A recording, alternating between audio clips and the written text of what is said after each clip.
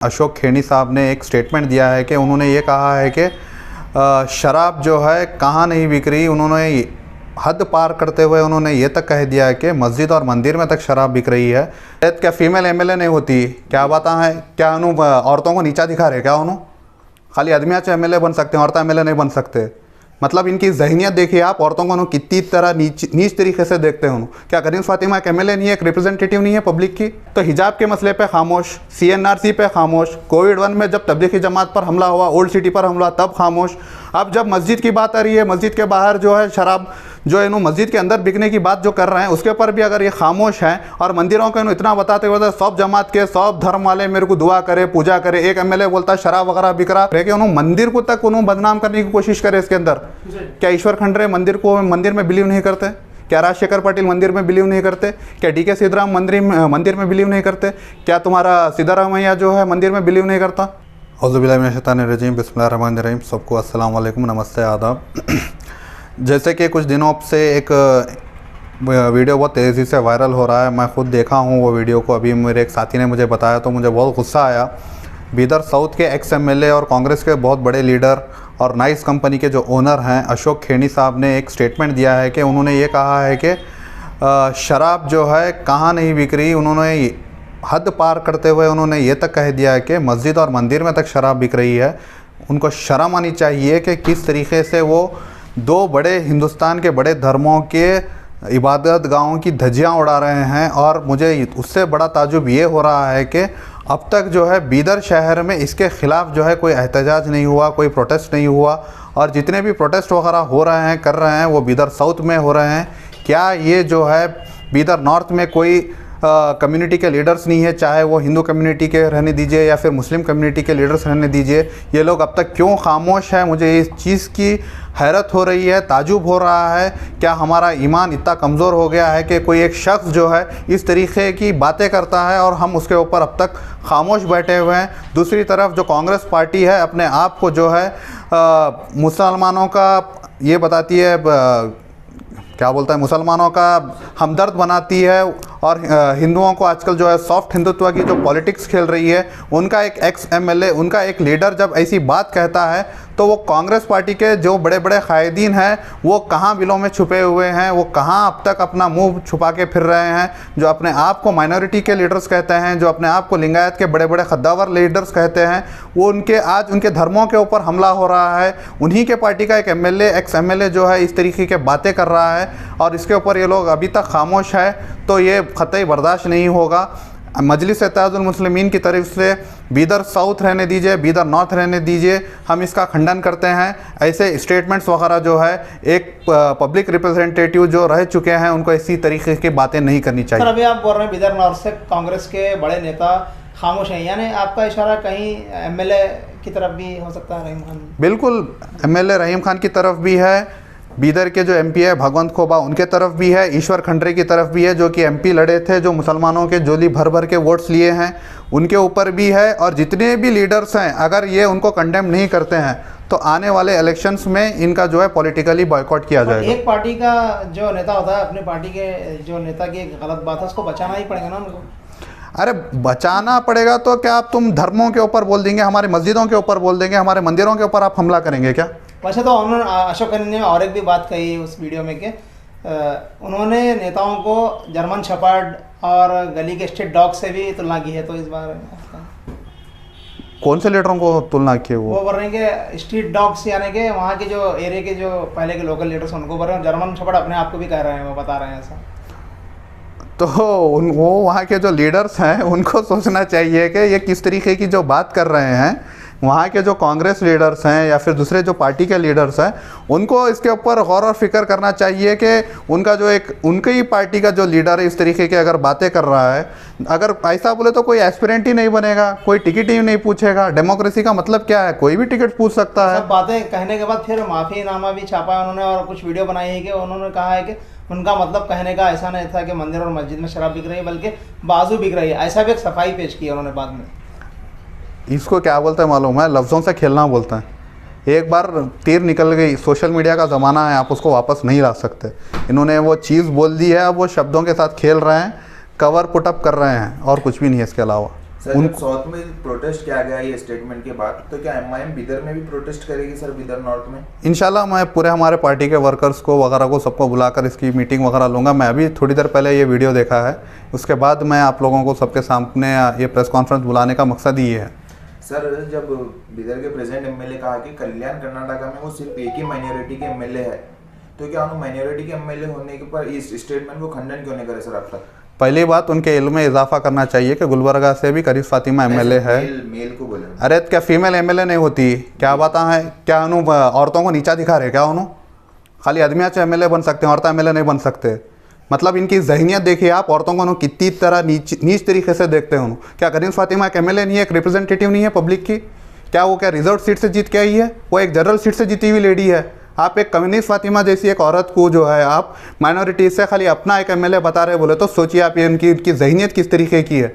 चलो अपने आप को बता भी लिया कि मैं अकेला जो है मेल पुरुष जो है एमएलए हूँ, तो माइनॉरिटी के अगर एमएलए हैं तो हिजाब के मसले पे खामोश, सीएनआरसी पे खामोश, कोविड-1 में जब तबलीगी जमात पर हमला हुआ, ओल्ड सिटी पर हमला तब खामोश। अब जब मस्जिद की बात आ रही है, मस्जिद के बाहर जो है शराब जो है मस्जिद के अंदर बिकने की बात जो कर रहे हैं उसके ऊपर भी अगर ये खामोश हैं, और मंदिरों को इतना बताते हुए सब जमात के सब धर्म वाले मेरे को दुआ करे पूजा करे। एक एमएलए बोलता शराब वगैरह बिक रहा, एक एमएलए बोलता कि मेरे वास्ते मस्जिदों में मंदिरों में दुआ हो रही, तो ये लोगों की दोगलापन दिख रहा है आपको? सर ये बिदर उत्सव की जो कामयाबी का डंका पीट रहे, आप क्या समझते हैं कामयाब रहा? बिदर उत्सव जो है, आप एक चीज़ देखिए कि लोगों को आने जाने कितनी तकलीफ हुई है। कम से कम मेरे नॉलेज में 1 से 2 लोगों का इंतकाल हो गया है उसके अंदर। ये कम्प्लीटली जो है खाली एक मीडिया मैनेजमेंट के तहत जो है लोगों को अट्रैक्शन करके किस तरीके से अपने जो बंद दुकानें थे इलेक्शन से पहले चमकाने का काम किया गया, और कुछ नहीं है। ये ओल्ड सिटी से क्या फायदा उठा सका, मतलब बिदर उत्सव से? ओल्ड सिटी नहीं, बिदर कुछ फायदा नहीं उठा सका, कुछ भी नहीं। फायदा बोले तो रोजगार मिलना बच्चों को, कुछ तो भी टूरिज्म में इम्प्रूवमेंट होना, कुछ भी नहीं हुए।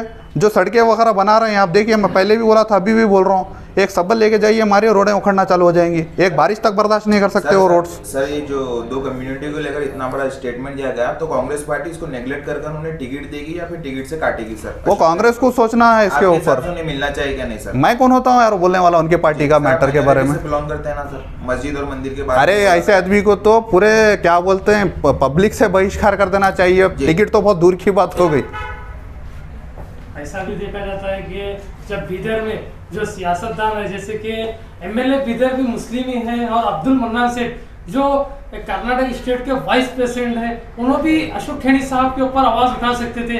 कैसे उनके ऐसे इंटरव्यू देखे गए, उसमें कोई लफ्ज़ अशोक खेणी साहब के खिलाफ नहीं था। और भी कई, जैसे कि आपके पार्टी के एएमआईएम के सदर हैं, हर मसले पर बात करते हैं मगर इस पर बात नहीं करें। पहली बात तो एक आप जो बोले कि मन्नान सेठ क्यों नहीं बोल रहे, रहीम खान सेठ क्यों नहीं बोल रहे, दोनों को बोलना चाहिए। दोनों एक रिस्पॉन्सिबल पर्सन है। सिर्फ वो नहीं, डीके शिवकुमार को बोलना चाहिए इसके ऊपर जो है राहुल गांधी को बोलना चाहिए, और जितने भी यहाँ के ईश्वर खंडरे हैं उनको बोलना चाहिए, राजशेखर पाटिल को बोलना चाहिए। ये तो आप माइनॉरिटी को इसलिए पूछ रहे हैं कि माइनॉरिटी से बिलोंग करते हैं। इसके अंदर आप वो वीडियो के अंदर आप ये नहीं देख रहे कि उन्होंने मंदिर को तक उन्होंने बदनाम करने की कोशिश करे। इसके अंदर क्या ईश्वर खंडरे मंदिर में बिलीव नहीं करते?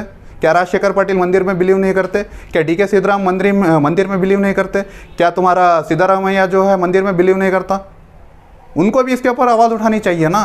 खाली अपन जो है टारगेट करेंगे, खाली ये लोग क्यों नहीं बोल रहे, वो लोग क्यों नहीं, सबको बोलना चाहिए इसके ऊपर। ये खाली एक कम्युनिटी का मसला नहीं है। ये तो आवाज उठेंगी, बिल्कुल उठा रहे ना। पहले प्रेस कॉन्फ्रेंस बुलाने का मतलब ही है, कौन सी पार्टी वाले बुलाइए, बोले प्रेस कॉन्फ्रेंस के ऊपर। प्रेस कॉन्फ्रेंस के बाद क्या आवाज उठेंगी फिर दूसरी? इंशाल्लाह हम पूरी हमारी यूनिट को वगैरह बुलाकर इसके ऊपर जो है एक स्ट्रिक्ट एक्शन या फिर एक मेमोरेंडम वगैरह जो है हम डीसी को पेश करेंगे इसके ऊपर। एहतजाज करेंगे आप? जी जी जी बिल्कुल। सर ये जो बिदर में रोडों का जाल बिछा दे रहे हैं डेवलपमेंट के नाम पे, आपको क्या लगता है ये डेवलपमेंट है? डेवलपमेंट बोले तो खाली रोड़ा बनाना डेवलपमेंट नहीं रहता, और रोडों की जो क्वालिटी रहती है वो भी इम्पॉर्टेंट रहती है। खाली आप जो है एक लेयर की रोड वगैरह डाल दे रहे हैं, रातों रात जाके वो मेजरमेंट मशीन लगे देखो इतनी बन गई रोड बोला। अगर आप जब रोड डाल रहे हैं, एक लेयर डाल रहे हैं, तो जो आसपास के जो दुकानें हैं, घरें हैं, उनकी जो है हाइट कम हो रही। इनको समझ में नहीं आ रहा है चीज़ें लॉजिकल जो है। पहले आपको रोड खोदना पड़ता, रोड खोदने के बाद अगर आप रोड डालेंगे तो रोड का लेवल बराबर रहता। अब होता क्या मालूम है, रोड़ा ऊपर बढ़ते जाते हैं कि आप हमारे घर नीचे चले जाएंगे। अब क्या घरों का बेसमेंट ऑटोमेटिकली थोड़ी ना ऊपर उठेगा। परसों में एक इंटरव्यू में बोले एमएलए साहब हालतखीरी में एक रोड बनाई जा रही है, करिश्मा कौन रोड बोल रहे हैं उसको, तो इसके माने क्या? उनको कुछ पूछना पड़ेगा मेरे को। रोड में क्या करिश्मा हो सकता? अब वो शायद वो अंदर सोना मिला रहे हैं शायद रोड में, कुछ होगा ऐसा। सर ये कोलार में जो फैक्ट्रीज बंद पड़े हुए हैं, जो सालों से बंद हो रहे हैं, जो बिक जा रहे हैं, जिस पे जो है लोन्स वगैरह बाकी है, ऐसे कोई नई फैक्ट्रीज ला नहीं पा रहे, तो क्या लगता है आपको कि एमपी साहब की कायली है या फिर जो है एमएलए साहब का निकम्मापन, आखिर क्या है? ये टोटल जो है गवर्नमेंट का फेलियर है, चाहे वो बीजेपी की गवर्नमेंट रहने दीजिए या कांग्रेस की गवर्नमेंट रहने दीजिए। सक्सेसिव जो पावर में रहे हैं, बीदर को नेगलेक्ट किया गया है। यहाँ पर जो है टूरिज़्म की इंडस्ट्री सबसे बड़ी इंडस्ट्री है, टूरिज़्म इंडस्ट्री को टोटल नेगलेक्ट किया गया। यहाँ पर अगर टूरिस्ट वगैरह आते हैं तो उनके लिए यहाँ पे स्टे होम्स वगैरह नहीं है, पहली चीज़ ये है। और दूसरी चीज़ ये है, जो आप कोलार इंडस्ट्रियल एरिया के बारे में बोल रहे हैं, यहाँ पर मैन्युफैक्चरिंग हब बन सकता है। बहुत सारे जो है यहाँ का जो पानी है बहुत अच्छी क्वालिटी का पानी है, यहाँ की जो एनवायरमेंटल बेनिफिट्स हैं वो अच्छे अच्छे कंपनियों को उसका फ़ायदा मिल सकता है। दूसरी जो है कनेक्टिविटी बहुत अच्छी है, चाहे आप बस कनेक्टिविटी ले लीजिए, रेल कनेक्टिविटी ले लीजिए या एयर कनेक्टिविटी ले लीजिए। भले ही एक फ़्लाइट आ रही होंगी, लेकिन फ़्लाइट आ रही है, अगर प्रेशर डलवा कर दूसरे जगह से भी आप कनेक्टिविटी ले सकते हैं। लेकिन ये कब मुमकिन है, जब आपके दिल में है करना। अगर दिल में ही नहीं है करना, खाली इन्हों आ रहे हैं, मैं बोल रहा मैं महीने को जो है साल को एक 1700 जॉब दिया, 2000 जॉब दिया, उन्होंने मेला करा ले रहे हैं, जॉब मेला करा ले रहे हैं। इससे ये जो है वो बोलते हैं ना, हमारी कहावत है, अंदर मिट्टी ऊपर चुनने का काम है। सर बिदर में क्या पूरी बेरोजगारी खत्म हो गई है सर? जो नौजवान बच्चे थे अब क्या वो रोजगार पर लग गए हैं? ये सवाल आप मेरे को नहीं पूछना, ये सवाल जो इख्तिदार में उन लोगों को पूछना चाहिए। जब उनसे पूछा जा रहा तो कह रहे हैं कि 17,000 जॉब दे रही, 12 साल से जॉब फेयर करा रहे, और एक एक लीडर को पूछा गया तो वो भी बोल रहे हैं कि 2-3 साल से जॉब फेयर करा रहे हैं। इसके बारे में क्या कहेंगे? अब मैं खुद एक इंजीनियर हूँ, मेरे साथ के जितने भी दोस्त वगैरह हैं, अहबाब हैं, बहुत से कम मैं बता रहा हूँ बीदर में हैं जो जॉब पर हैं, या फिर वो भी कोई गवर्नमेंट जॉब्स वगैरह पर नहीं है, वो सब अपने प्राइवेट बिजनेसेस वगैरह कर रहे हैं। मेरे तकरीबन 150-200 इंजीनियरिंग का बैच था मेरे साथ, 200 बच्चों का बैच था। वो पूरे कोई सऊदी में है, कोई कनाडा में है, कोई हैदराबाद में है, कोई बेंगलोर में, कोई पूना में है। अगर उनको रोज़गार यहाँ मिलता तो लोग वहाँ क्यों जाते थे काम करने के लिए? सर फिर कौन से बच्चे सर जिसको 17,000 जॉब मिली, कहाँ के सर? अब वो उनको पूछिए आप, 10 तो भी बता दीजिए। बोले लास्ट आपके इंटरव्यू में मैं बोला था, एक 10 जनों को जिन्होंने गवर्नमेंट जॉब लगाए बोल के बताओ, बोलो उनको। उनके खुद के जो भतीजे हैं बाहर दुबई में काम कर रहे हैं। एक छोटा सा सवाल, जैसे बिदर के तमाम रोडे बन रहे हैं, मैंने ही बिदर के विधायक रहीम खान साहब को एक क्वेश्चन किया था, जैसे ही बरसात आ जाती है तो ओल्ड सिटी समंदर बन जाता है, तो उन्होंने कहा है मैं 1.5 करोड़ रुपए इस ओपन ड्रेन के लिए रख चुका हूँ, यहाँ का काम भी जल्द से जल्द होगा। तो अभी तक ड्रेन बनना चालू नहीं हुए, रोडे तो बनते जा रहे हैं, तो क्या रोडे बनने के बाद ड्रेन बनाए जाएंगे? ये सवाल आप उनको और एक बार अच्छे से पूछना था। साहब जो है, आप 17 साल से, अब टोटल उनका टर्म, उनकी जो करियर है 15 से 18 साल का करियर हुआ, जिसके अंदर उन्होंने जो एमएलए रहे हैं, अब ये फर्स्ट टाइम फुल टर्म कर रहे हैं, 2 बार जो है उन्होंने बाई इलेक्शन में जीत के आए हैं। तो ये सवाल आप उनको पूछना था कि आप इतने साल से क्या कर रहे थे, अचानक आपको अभी जो समंदर बन रहा है, आप ही बोल रहे कि समंदर बन रहा, और आप ही बोल रहे कि मैं ड्रेना वगैरह बनाता हूँ, तो आप अपनी खबर आप खुद खोद रहे हैं इसके अंदर। लास्ट क्वेश्चन है, स्ट्राइक कब करने वाले सर? किसके ताल्लुक से? मैं बता रहा हूँ ना, मैं हमारे पूरे तमाम टीम मेंबर्स वगैरह को बुलवा कर यूनिट से बात करके इसके ऊपर फैसला लूँगा। फिर आप लोगों को ही इंटीमेट करूँगा कि हम लोग कब करेंगे, क्या करेंगे, कैसा करेंगे। सर ये यूजीडी और ओपन ड्रेनेज सिस्टम अगर दोनों पैरेलल चल रहे हैं तो कामयाब हुआ यूजीडी फेलियर है, टोटल फेलियर है यूजीडी।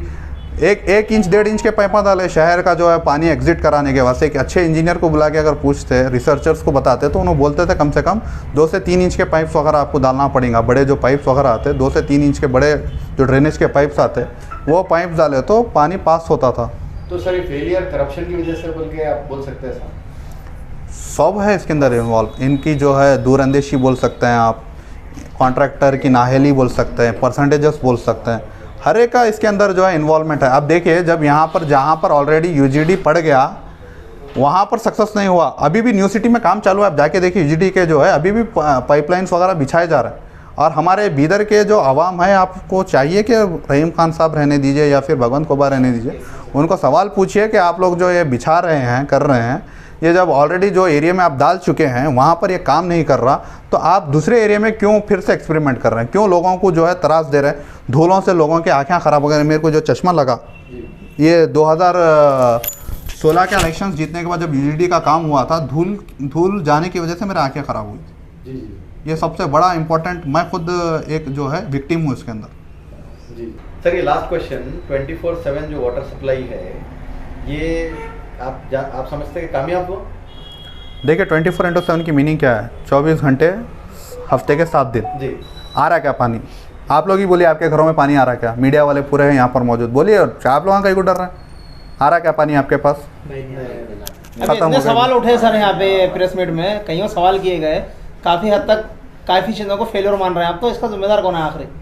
इसका फेलियर जो है किस चीज़ों यहाँ, मैं बता रहा हूँ ना, जितने भी लोग यहाँ पर पब्लिक रिप्रेजेंटेटिव बन के जो इलेक्ट हुए हुए हैं और जो नॉमिनेटेड हुए हैं, चाहे वो MLC हो, MLA हो, MP हो, इवन काउंसलर्स तक क्यों ना हो, ये सब की फेलियर है इसके अंदर। तो अब आगे आने वाले दिनों में क्या होगा फिर हालत सर?